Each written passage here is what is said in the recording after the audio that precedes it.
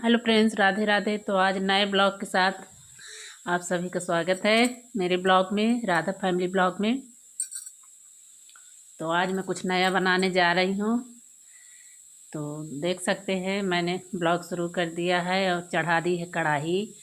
तो कढ़ाई में मैंने घी डाल दिया और घी के बाद ये जो गोंद आप जानते हैं, तो गोंद मैंने घी में डाल के तल रही हूँ।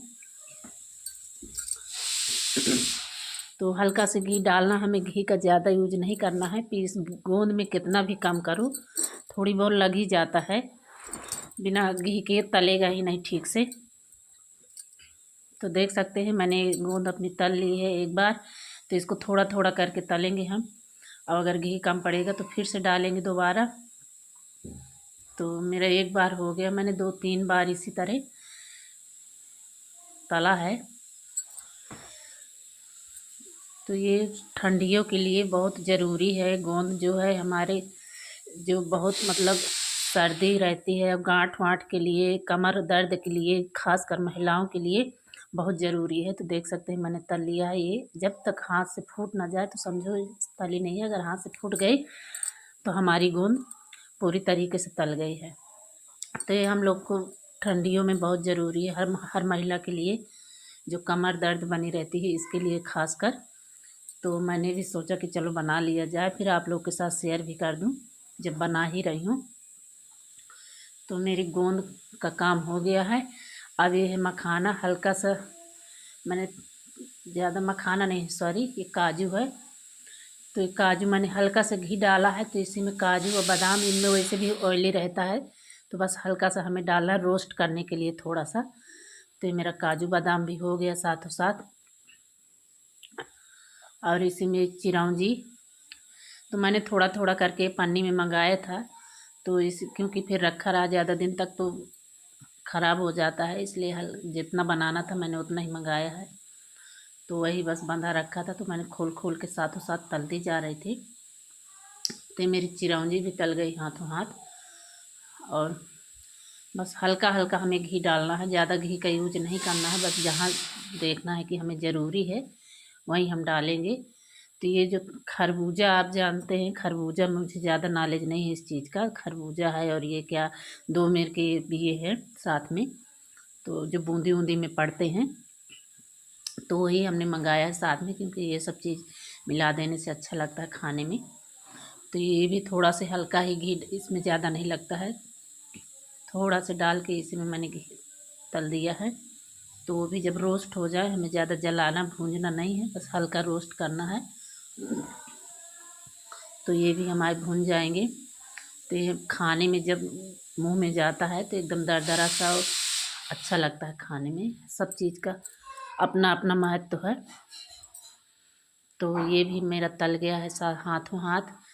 अब मखाने की बारी आई है। तो ये मेरा मखाना घर में पहले से रखा था, तो मैंने सोचा इसको निपटा देती हूँ इसी के साथ। तो ये मैंने तल दिया। और इसको, ये जो काला काला इसमें लगा रहता है मखानों में, तो चाहे तो पहले निकालो, नहीं तो आप घी में जब डालोगे, अब भूनते जाएंगे, जब गर्मा जाएंगे तो अपने आप छोड़ देता है।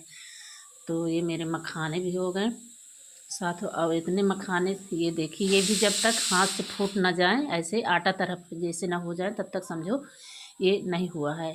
तो इसको अच्छी तरीके से हम भून लेते हैं। इससे घी की ज़्यादा ज़रूरत मखाने को नहीं पड़ती है। और वो मेरा मखाना कम था क्योंकि पहले से रखा था, तो फिर मैंने पन्नी से फाड़ा, काट करके इसको भी ये तल लिया, इसको भी मैंने। तो मेरा मखाना पर्याप्त मात्रा में हो गया डालने भर के लिए। अब इसमें हम फिर थोड़ा सा घी डालेंगे। बस घी हमें अपने हिसाब से डालना है, तो जितना हमें ज़रूरत हो उतना ही डालेंगे।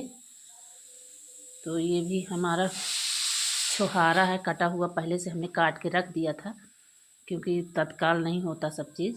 तो हमने छुहारा पहले से काटा था। तो इसको भी बस रोस्ट ही करना है, इसे ज़्यादा कुछ करना है नहीं है।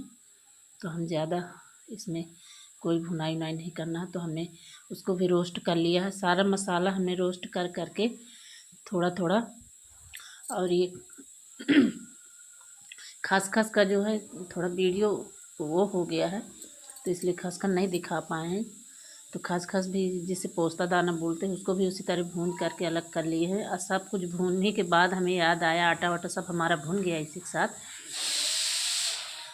तो आटा भी भून गया है। फिर बाद में याद आया कि मैं हल्दी और सौंठ नहीं डाला, तो हल्दी सौंठ अलग से मैंने किया और सब चीज़ मैंने मिक्सी में पीस लिया है। उसी ये खसखस मैंने डाला है जो रख दिया था पहले से भून करके, तो इसी में खसखस ये आटा हमारा भुना हुआ है, इसे भी हमने साथ में मिला लिया और सबको मिलाते हुए बराबर हाथ चला करके इसी में सौंठ हल्दी हर चीज़ मिला करके बराबर से दोनों हाथ से, तभी बराबर हो पाएगा, तभी आटा के साथ सारा हमारा जो मसाला डाला है बराबर से मिलेगा।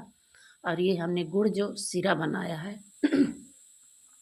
तो ये जो सिरा है गुड़ का, इसे हम मिलाते हुए इसी तरीके से बराबर, क्योंकि गर्म है तो हमें करछुली से मिला। ये टप जो हमारा है इसमें हम आटा छान लेते हैं, तो वही आटा साफ़ सुथरा रखा था उसी में हमने चलाव मिला के बना लेते हैं। तो ये हमने जो सिरा बनाया था उसको पूरा डाल लिया है। तो हमारा सिरा लड्डू के लिए ये जो मसाला हमारा तैयार हो गया है। इसको ठंडियों में आप खाइए, बहुत अच्छा लगता है और बहुत फ़ायदेमंद रहता है। इसे ज़्यादा खाने की ज़रूरत नहीं है। आप अगर बच्चों को दे रहे हैं तो आधा आधा लड्डू दीजिए मीडियम साइज़ का बना के, और नहीं तो पहले से आप मीडियम साइज़ बनाइए। अगर बड़ा लड्डू है तो आपके लिए ज़्यादा अच्छा रहेगा। सयान जी सब 30 साल तक के हैं तो एक लड्डू खा सकते हैं, कम उम्र वाले आधा लड्डू, या तो फिर पहले से छोटा बनाइए। ऐसे में घी डाल करके बराबर से चला देंगे। जो अगर आपको डालना है ना सिरा से ही पर्याप्त मात्रा, जैसे कि घी नुकसान भी करता है सबको, जैसे गांठ का दर्द वर्द रहता है ये सब चीज़ों में, तो घी सही नहीं रहता है। जैसे श्वास का मर्ज है जिसको, जैसे हमें भी दिक्कत रहती है, तो हम घी को ज़्यादा यूज नहीं करते हैं, इसलिए हल्का थोड़ा से डाले हैं और बस हमारे लड्डू। तो इसलिए हम हल्का ही घी कम मात्रा में मिलाए हैं इसमें।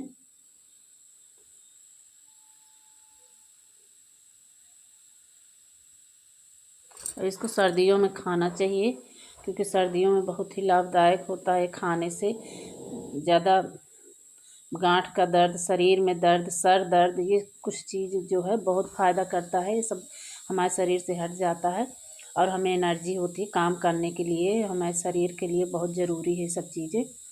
तो मैंने मीडियम साइज़ के लड्डू बांध रही हूँ, देख रहे हैं तो बन रहे हैं अच्छे से।